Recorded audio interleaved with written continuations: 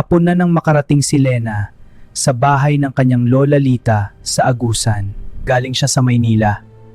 Broken-hearted si Lena kaya nagpa siyang magbakasyon sa probinsya. Nakipagkwentuhan si Lena sa kanyang lola hanggang sa sumapit ang dilim. Kumagat na ang dilim at nasa kwarto na si Lena para magpahinga. Habang natutulog si Lena, may malaking anino na tila ba nagbabantay sa kanya. Nagising si Lena ng bahagya. Akala niya ay nananaginip lamang siya. Hinawakan ng anino ang maganda at maamong mukha ni Lena na para bang inaasam-asam niya ito. Pumatong ang anino at hinalikan si Lena.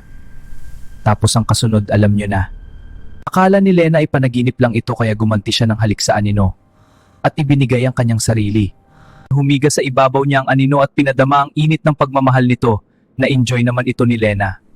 Paggising ni Lena ay pagod na pagod ang pakiramdam nito at hindi niya maalis sa isip ang kakaibang panaginip. Napaisip siya na baka namimiss niya lang ang kanyang ex-boyfriend sa Manila.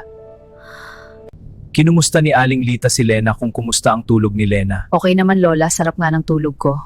Dumating ulit ang gabi, si Lena ay napaisip kung mananaginip siya ulit ng kakaiba. Medyo tigang kasi si Lena.